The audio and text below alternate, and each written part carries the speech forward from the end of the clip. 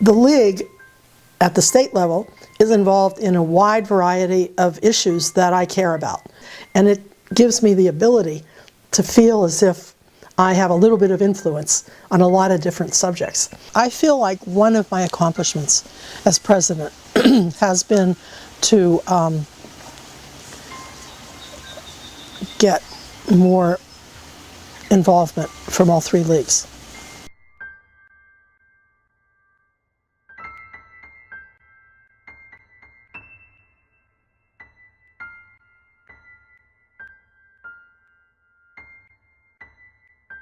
My freshman year, I exempted some class that most freshmen have to take by taking a test.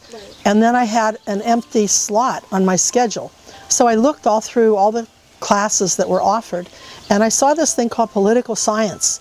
And I thought, that sounds kind of interesting. I think I'll take that. And they had a woman professor for 1 year. She wasn't treated real well by the male professors, but anyway, so she left after a year. But she was terrific, and she got me fascinated by the study of political science. There was a national convention of the League of Women Voters in Atlanta, and several of us went from here, and 2 of us from Sussex County went into a workshop on redistricting. And that's where we learned about this concept of communities of interest. Communities of interest is a very specific term that is used in many, many places, including the democratic countries in Europe. And it means that redistricting should not split groups like ethnic or minority groups, and they shouldn't split any other form of community. This is just a very political process, but that's why the League feels so strongly that there needs to be sunshine in the process, and this whole process needs to come out of the back room, and that we should have public participation in the process. I really believe that legislators, public officials need to be more open in the way they operate. I believe that, well, I'll tell you a fact.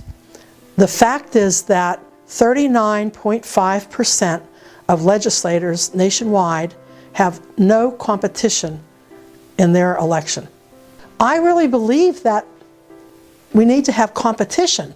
I mean, significant competition when we're trying to be represented. So what we like to say is it's very important for the public to be able to elect their representatives rather than have their representatives select their constituents.